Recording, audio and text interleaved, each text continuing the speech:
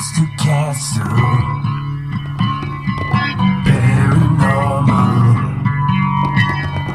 radio hound,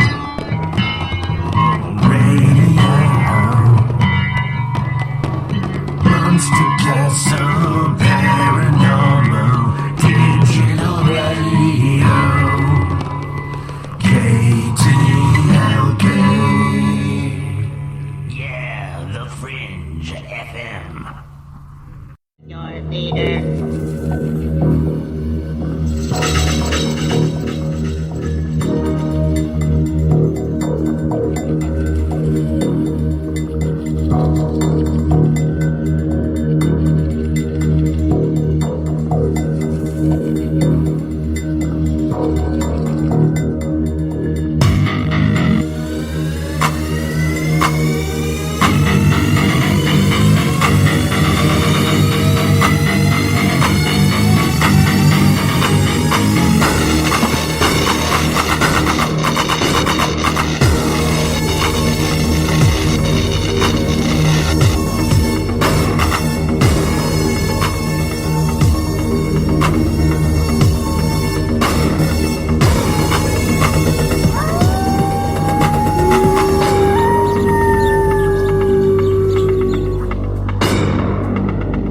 Welcome to the Monster Castle Radio Show. For the extreme paranormal listener. And here is your host, the Wolfman, Mike.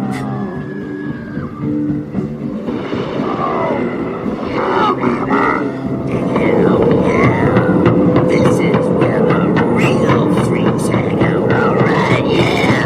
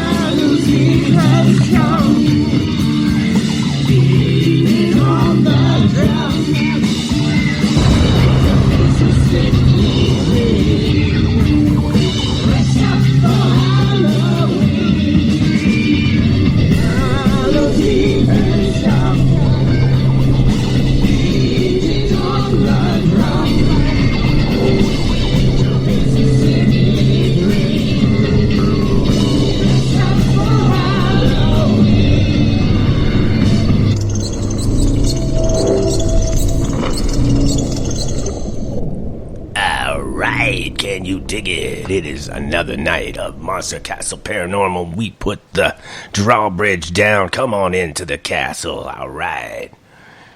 Can you dig it? It's fantastic. How's it going, guys? We got a full castle tonight. Awesome. That's Jeff the Great. Awesome. All right. Adam Shadow. Oh, yeah. And Darren of the many question. I'm here. Darren, the Inquisitor. Yes. We also have the Oracle with us, ladies and gentlemen. The Oracle is back by popular demand, of course. Are you there, Autumn? She's going to be in and out because she has kids with her. But yeah, she'll be chiming in and out. And I guess we're going to start with, I think we got some news coming up here. Monster Castle News with Adam Shadow. Oh, yeah. There were multiple sightings of a ghost plane reported over Derbyshire, England. Multiple sightings of an alleged ghost plane have been reported in Derbyshire, England recently. A number of curious residents spotted an old World War II aircraft, a Douglas Dakota, flying very low before seemingly disappearing. Some witnesses have described it as not quite right. Its engine's perfectly silent as the plane glides through the air as if it were about to crash. Apparently, this area is sometimes called Derbyshire's Bermuda Triangle. According to an old BBC News article from 2002, they also refer to it as Dark Peak. It's the location the location of over 50 plane crashes, including a Douglas Dakota in 1949, and a total of over 130 deaths. The landscape, they wrote, is still peppered with the remains of wrecks. Many of those crashed are still unexplained. Now there are multiple reports of apparitions, and it's a strange place. But potential explanations include ordinary, albeit quiet, aircraft. The Derbyshire Times raised the possibility of gliders, but the eyewitness reports to tell a somewhat stranger tale. We can only speculate. Speaking of the RAF, perhaps what we have here is not a ghost plane, but rather a disturbance in time and space. Sir Victor Goddard was all too familiar with such phenomena when, according to legend, his plane temporarily traveled into the future back in 1935. On the other hand, these could be residual hauntings, ghostly echoes of a plane crash that happened long ago. And that is the news. Awesome. Thank you very much. Adam Shadow, everyone. Adam Shadow. All right. What was that? Was that, Fascinating. We have a alien with us. Spock. I believe we do have an alien with us. That was Spock. Yeah, it was pretty cool, eh? It wasn't me. Live long and prosper. I love it. Wolfman, I added an older news story, but I love it, so I wanted to put it up on Twitter.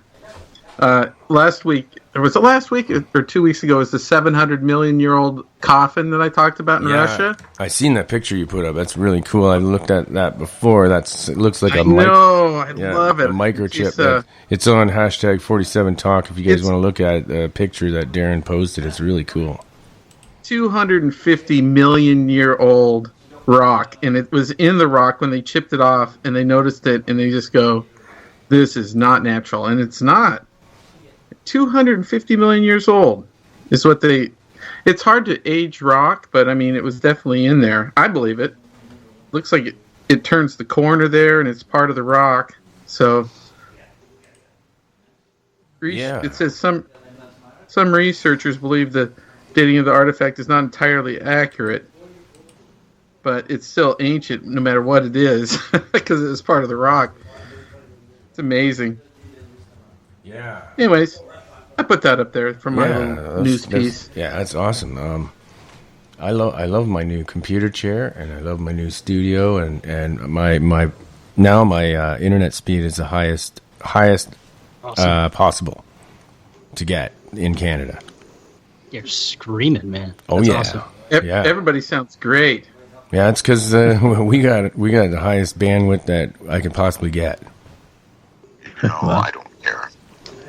Art, he's so jealous. Yeah. I have a new microphone, so hopefully I'm sounding better. Oh, It's everybody's so got much- new toys tonight. Wow. Yes, turn your device off, please. I love that one. I got one. I got one for somebody. Coming up in a moment is Jeff the Gray. Wow. Hey, Wolfman, did you hear what he said about you? No, I didn't. But I think he once called me a. In the rituals of exorcism and is an eyewitness to the reality of the demonic, investigating cases of demonic possession and assisting in the exorcisms of humanity's most ancient and most dangerous foes. He will discuss his investigations into an inhuman evil that has never been explained, solved, or even understood. Wow. That's cool, man. I dig that. Hey, the chat room, Darren. They say you sound like a hippie. Hey, I'm a hippie. All right. We like hippies around here. Come on into the castle. Dig it, man. We'll play some psychedelic rock and roll. You can dance around with long hair, and sometimes the hair isn't even on your head. Well, I hope that's good. I don't know. Oh, that's awesome. Yeah. Yeah. This is I Jeff like the Gray, hippies. co-host of Monster Castle Paranormal Radio on the KTLK Digital Broadcasting Network, thefringe.fm. Wow, Jeff, you're all over the place today, man. That wasn't me. Really? Wasn't me. That was an echo in time. Wasn't me. Oh, the Oracle. All There's right. the Oracle. Yeah, I think we should. I think we should introduce the guest right now. All right, let's hear him. All right, we're gonna have to say, Tom Seward, you are the next guest on Monster Castle Paranormal Radio. Come on down. Are you there, Tom? Yes, I am. Right Welcome, on. guys. Nice to be on your guys' show. Yeah, I'm really happy Welcome. to have you here, man. And Talk about Indian time, how you phoned me this afternoon and invited me on, and here I am. So, way to go. It worked out. We finally connected. yeah, and thanks to Spaced Out Radio and my friend Dave Scott for sharing his contact information to make this all possible. And their show is on, and he's on right now with me. Like we kind of lock head to head against each other, West Coast to East Coast here. But he's on all week. I'm only on Friday, Saturday. Oh, yeah. So he's lucky. Yeah, no. He's got a great show, actually. And I heard, I actually listened in when you were on the show. So that's, and Darren was the one who actually asked me to get you on. So I'm going to let Darren lead the discussion. You want me to I think, Oh, sweet. Yeah, because it was your idea, so here Okay. you have the floor, sir. All right. Hey, Tom, where did you grow up? I grew up in northern Vancouver Island for most of my life, British Columbia, it's a coastal region.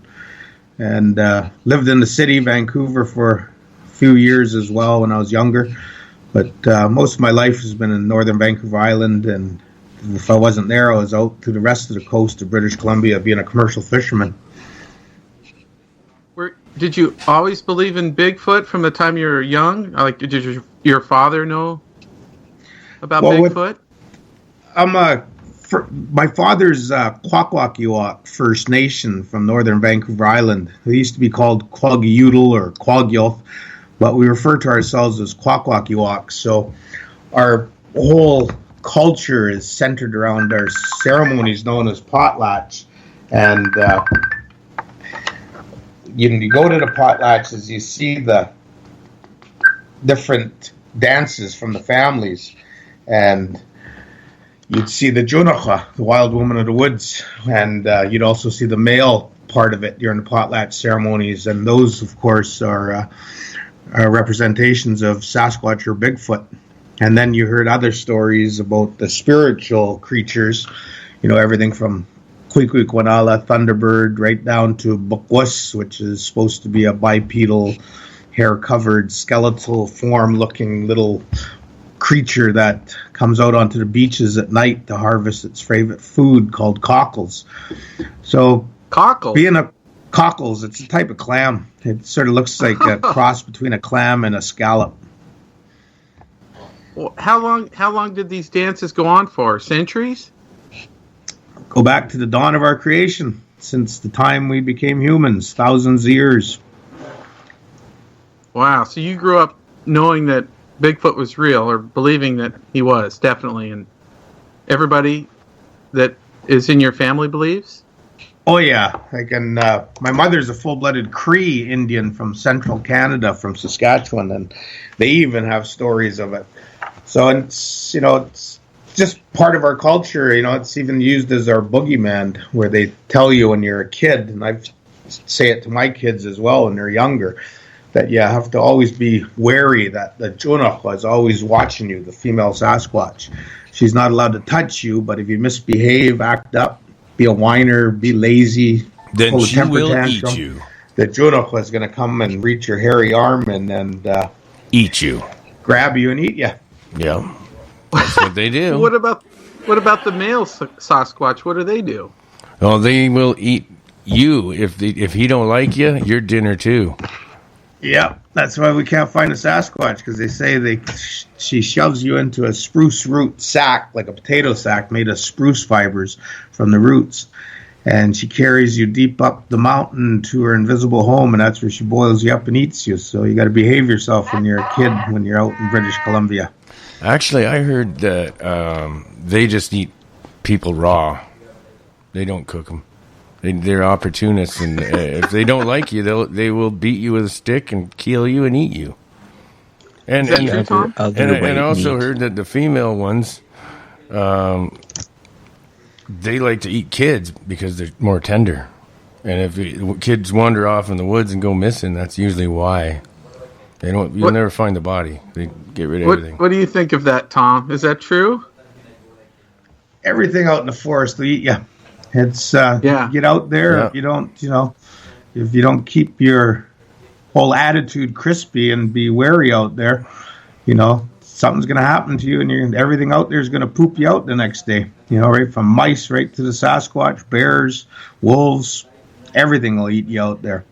It's always been like that for thousands of years. Just that in these modern times, in the supposed civilized world, living all safe and hunkered down in the concrete cities with 24-hour lights and police to protect you, everyone jokes about it. But when you come out to the bush world, and I see all these people going out there, and they got their bear spray and their bear jinglers and things like that, and they got this naive attitude where they look at me sometimes. And when I used to be doing tourism out in the Broughton Archipelago and off northeastern Vancouver Island, and they'd be like, "Oh, you carry a gun?" I'm like, "Well, yeah, I carry a gun." I said, I might carry it 10,000 times and never need it, but that one time I do need it, I'm sure glad I had it.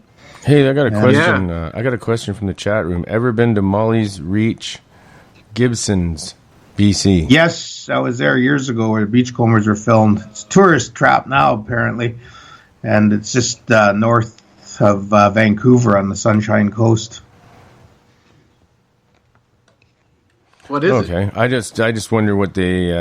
That's Moog Boy. I just wonder why he asked that. Why do you think he asked that, Tom?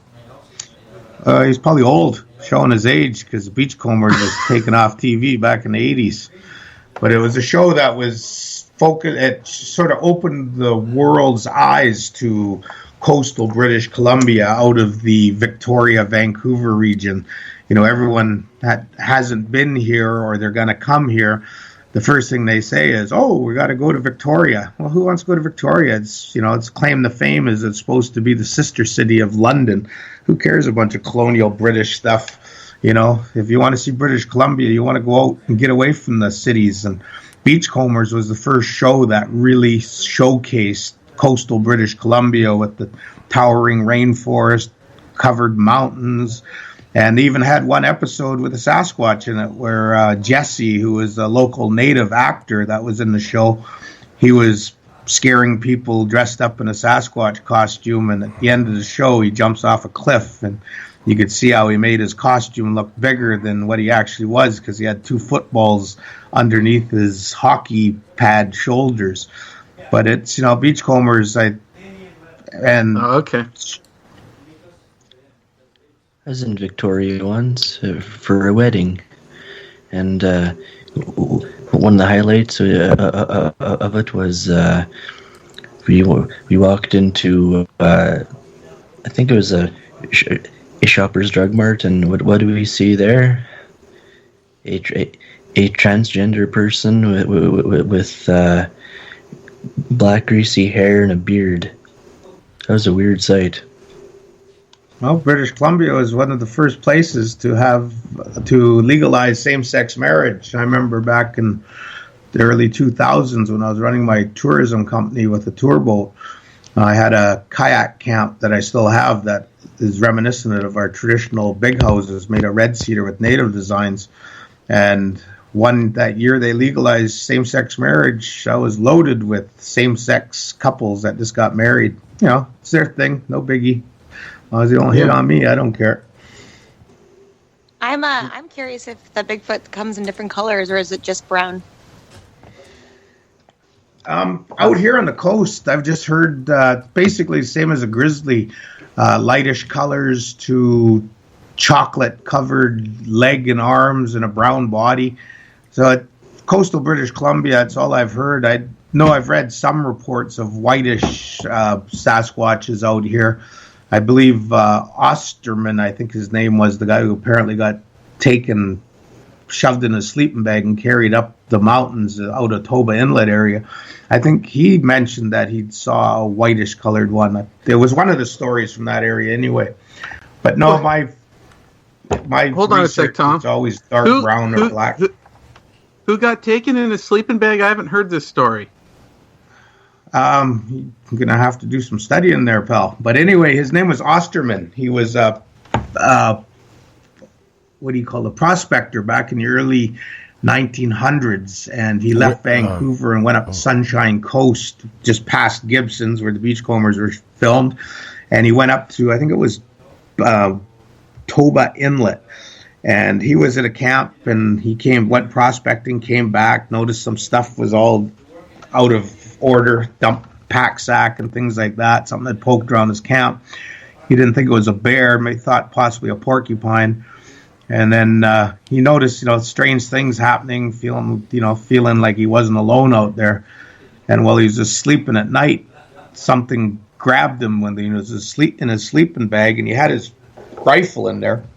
And all he recalls is just being squeezed into the sleeping bag and this thing running for quite a while. And when it put him down, he was in a overhang of rock, I guess he didn't describe it like a cave, but there was a family, a big male, a female, and I think it was 2 juveniles, and he was there for a few days until he made the big Sasquatch was interested in his snuff. Anyway, the thing gacked back his snuff, and of course I guess it all started getting all coffee and everything, and then he tried to wash down the taste with a pot of coffee he had going, and that's when he made his big escape and got back to the coast. It's one of the most famous accounts of Sasquatch. I do remember hearing about it on TV. I saw something. So he was basically kidnapped. Yep. By Sasquatch. And this is like in the 1800s, right? At late 1800s, early 1900s, somewhere around there. And then they went back up to look for him, and nobody else could find him. But he wrote about it and what he saw. He made it to a logging camp when he escaped, and then it was in the 1960s or early 70s, just before his death, Robert Osterman, when he gave his report, and I believe it was sent out on the media. So he was one of the ones that sort of, along with Roger Patterson and Bob Gimlin, that opened the world's eyes to the possible existence of a hair-covered bipedal creature that we share Turtle Island, North America with. Is there any chance that if Sasquatch was to, like, say, swim a lot near the shores, would they possibly gather barnacles? Well, it's one of the survival foods, barnacles, but I've never heard any reports of them eating them. Besides that, no, I mean, like, do they start building up in their fur? They just pick them off themselves, you know. So, Tom, I don't know. I just threw the barnacles in because that's the key word for everyone to have to drink tonight. Oh, barnacles? Yep. Barnacles is the drink word tonight. I think so, yeah. From Matt Reynolds in the chat room. I think that's what he meant. I'll take it. I'll take the cue on that with the first beer here. All right. Here we go. Wolfman's going to get drunk. I'm going to get crazy. Does a Sasquatch ever get confused with other animals, and what kind of animals, if it does? Get confused in what regards? People seeing them and confusing the creature? Yes. What they actually saw? Oh, yeah. Look at the bears. Bear gets mange, and if it's a juvenile and it's standing up, you know, it almost looks like a bipedal creature, or in fact, it's just a black bear or a grizzly bear. A lot of people make mistakes because most of the people that are going out there are a bunch of concreters anyway. They don't know bugger all about the bush. They go out there and they see something and, you know, they jump to conclusions. And next thing you know, it's turning into orbs and mind speaking with them and all that woo stuff. That's just all fear factor. Yeah. So if I was going to go into the woods, I think I'd want to go with you. Have you ever run into anything that, you know, besides Bigfoot, that you needed to use your gun on to protect yourself?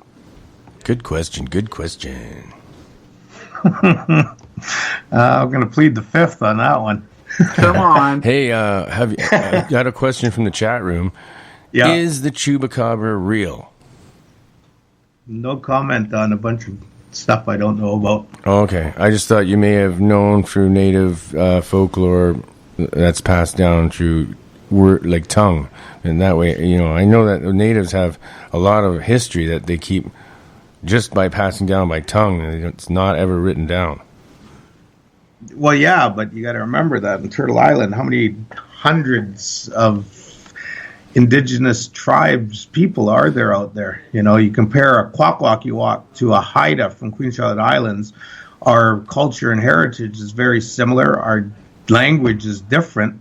And it would be like comparing a Japanese person to a Taiwanese person. Close proximity to living with each other in the same region of the world.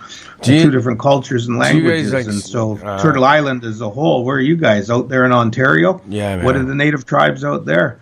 You know, comparing me to them is like Iroquois, comparing you to a Oneida. Russian. You know, look like a human, are a human, but totally different cultures and heritages. And then your mythological beliefs are totally different as well. And, you know, we do sit down around our fires and share our history and culture by passing it down orally. But I can't hear them when they're Ontario speaking.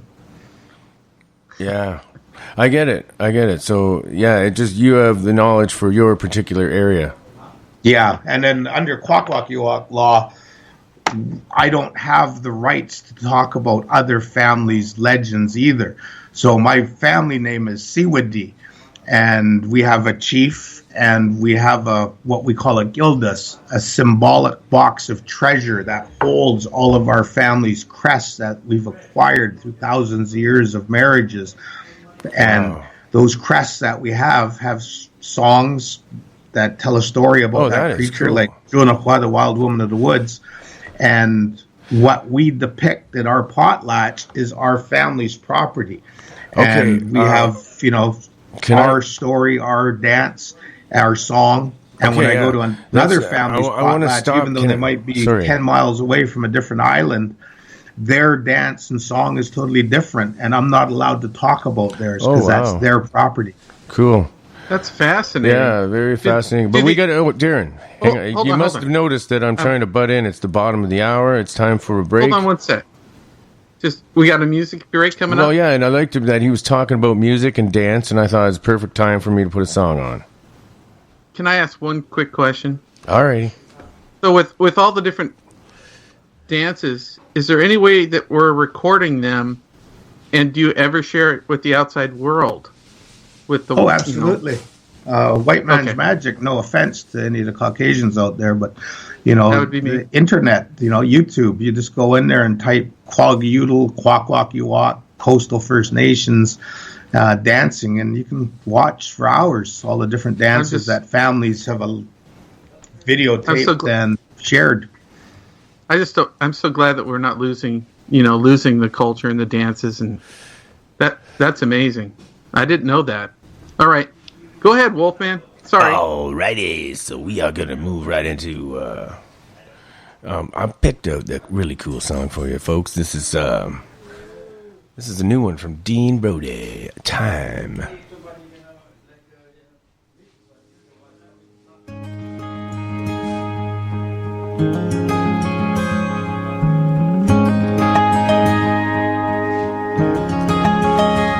Gang of kids on our pedal bikes in a dusty town we'd arrive to the general store for Popeye cigarettes.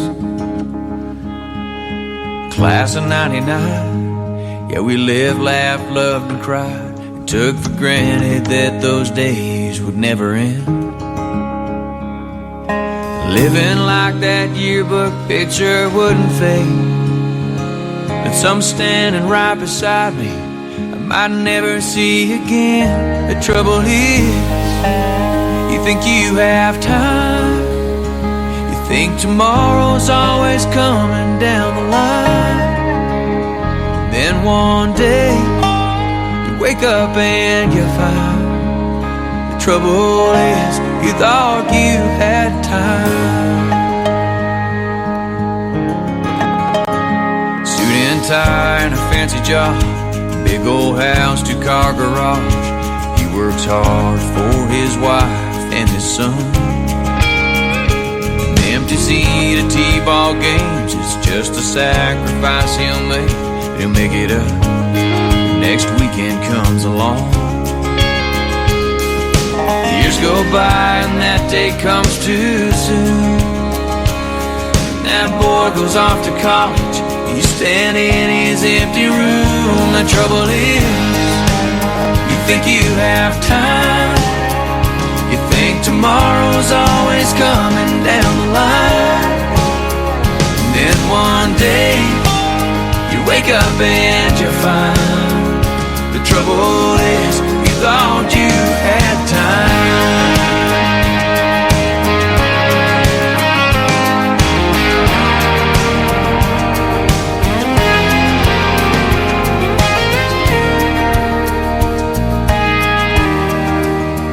Shotgun shells and a tackle box on the floorboard of a truck. Morning sun, burning fog off a lake. A teenage girl with her granddad, he takes her fishing, but he feels bad 'cause she can't take her eyes off that old Facebook page. But someday soon, who knows how long, she'll look up from that phone and he'll be gone. The trouble is, you think you have time, you think tomorrow's always coming down the line. And then one day you wake up and you find the trouble is you thought you had time. The trouble is you think you have time.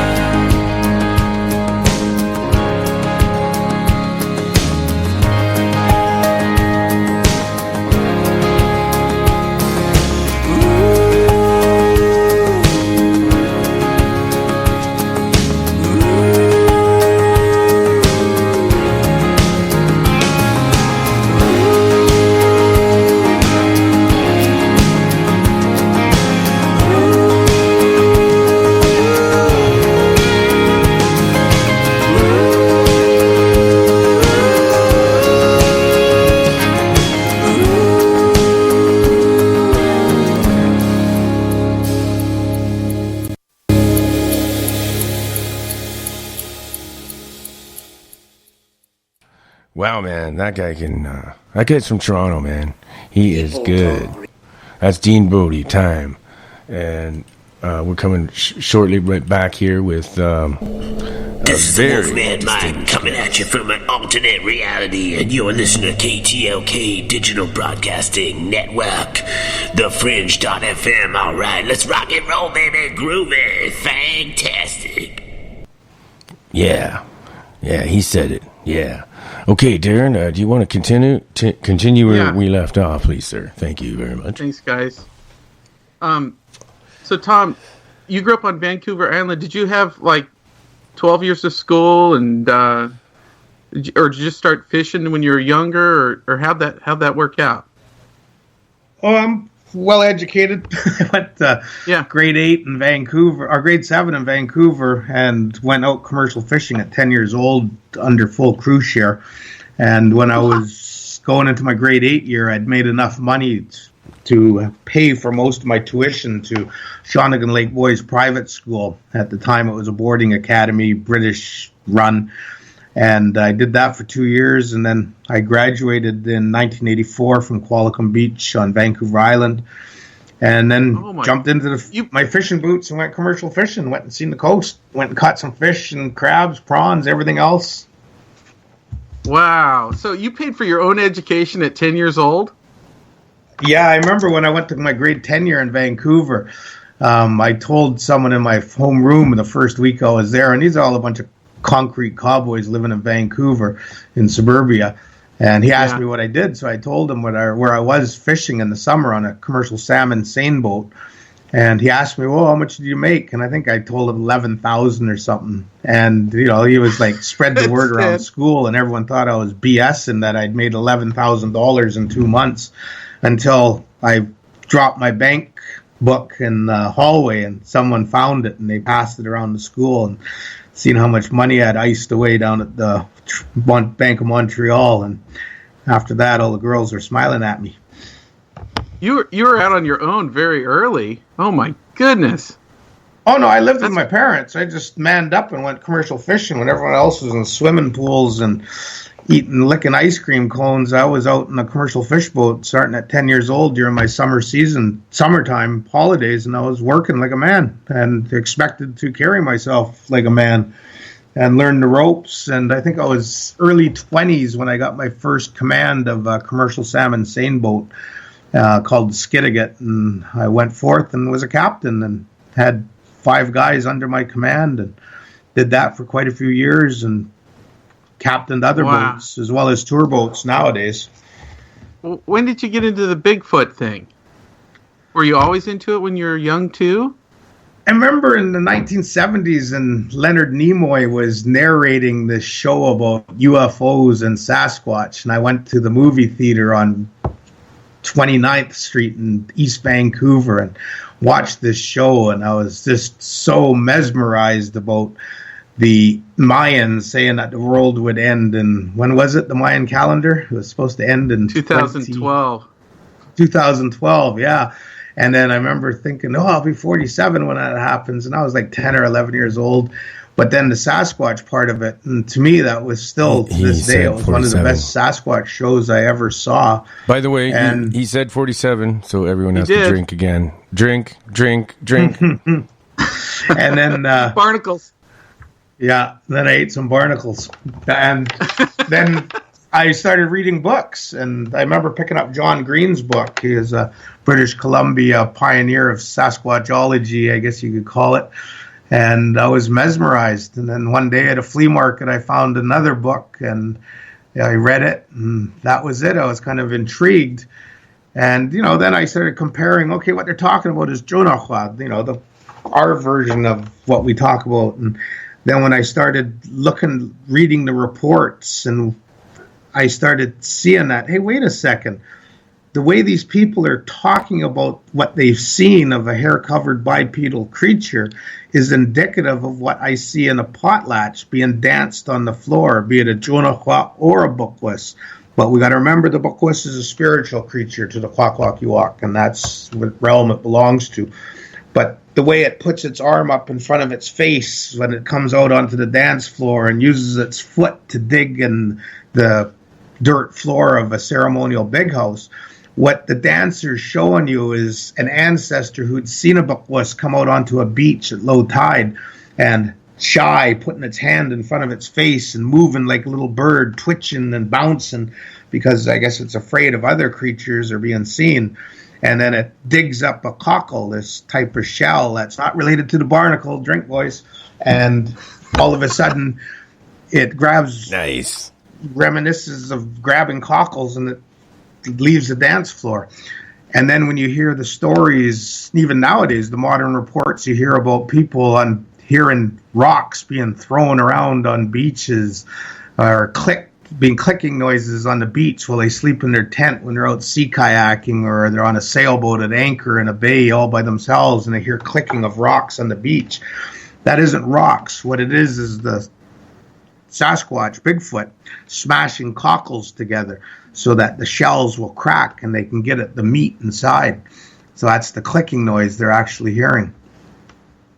So, besides the books, did you ever run into somebody that was an eyewitness, or did you ever see a Bigfoot?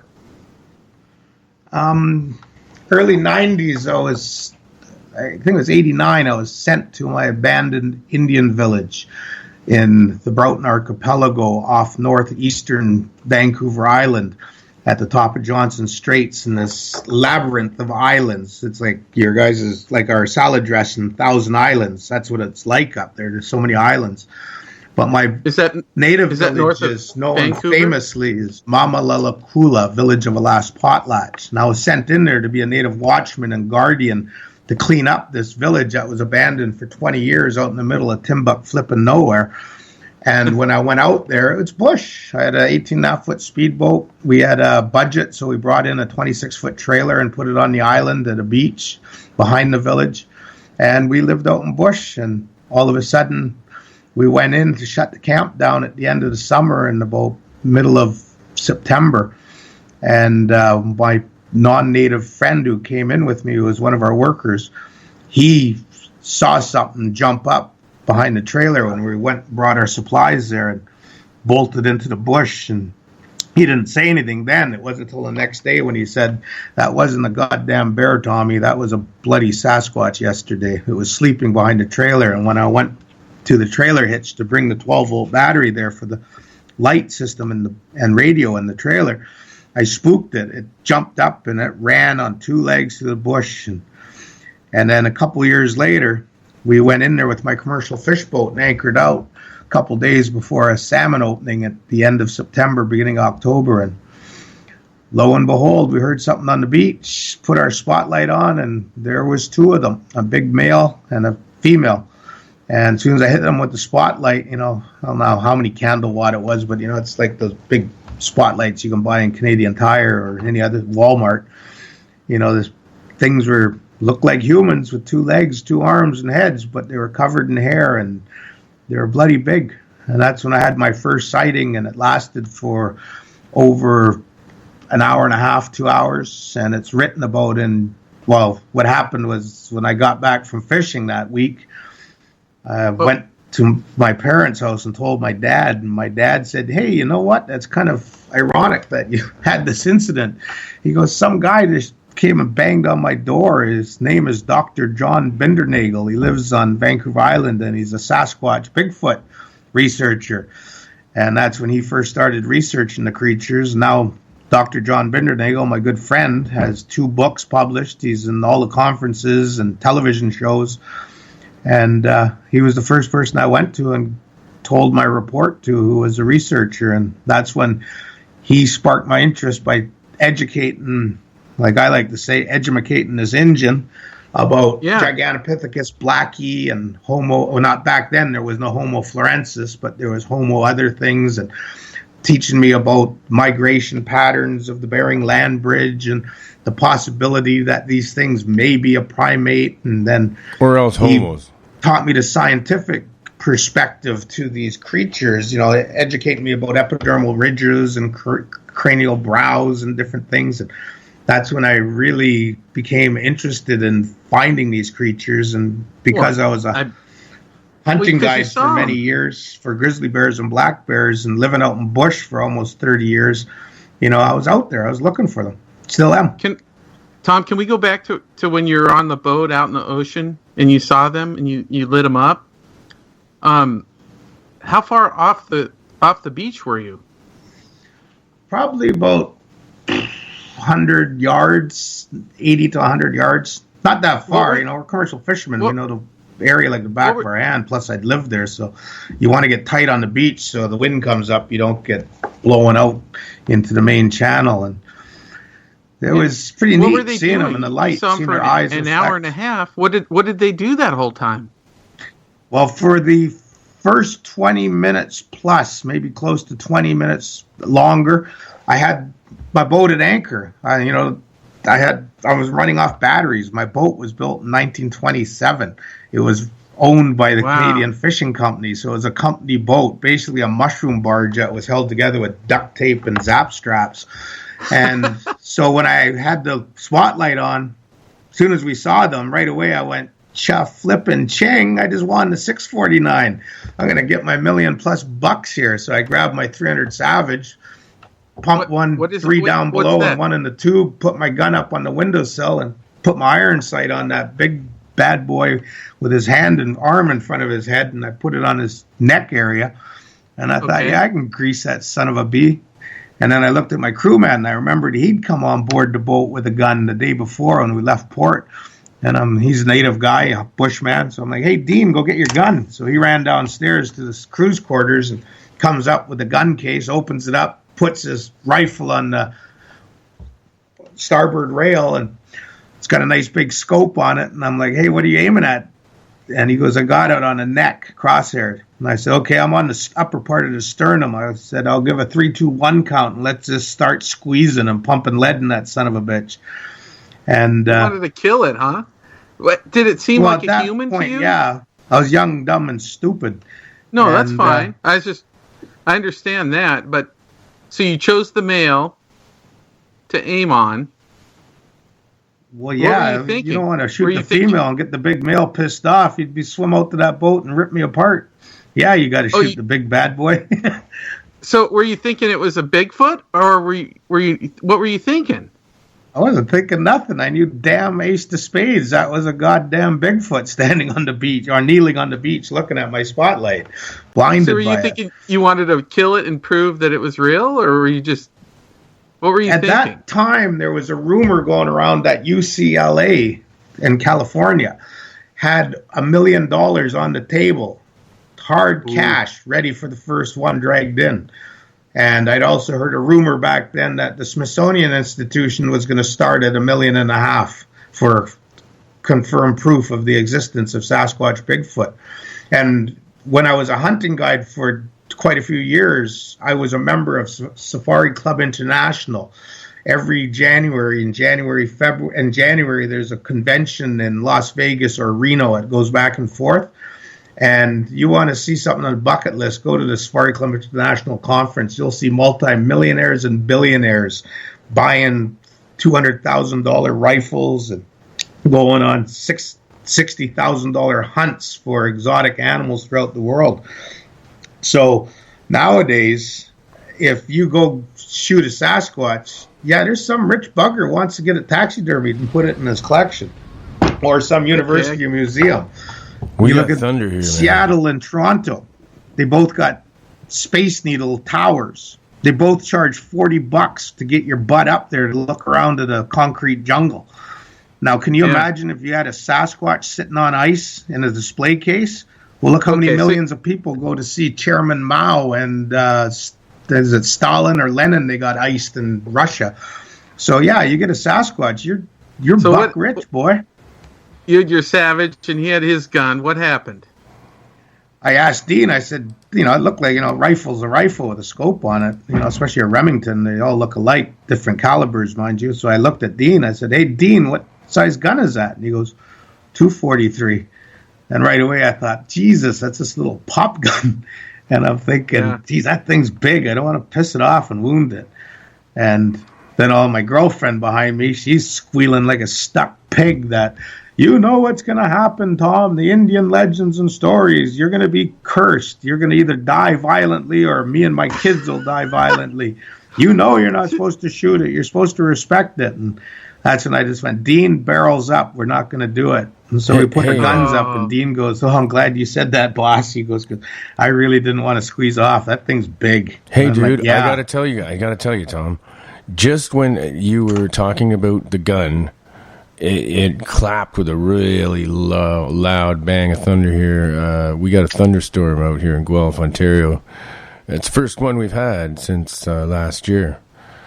Week when all the thunderbirds flying overhead, blinking, and you got lightning flapping its wings, and you have thunder. Yeah, we got thunder. Oh yeah, pretty cool. Lightning too. Yeah, I like it. It freaked me out though. I haven't seen that for a long time because you don't get that in the winter. Huh. So Tom, what did you guys do? You watched them for another hour and 10 minutes. Put the guns away and we had the spotlight on. I went at one point. I was on the bow, jumping up and down, trying to get the things to move. Like the female had her back to us when I put the spotlight on.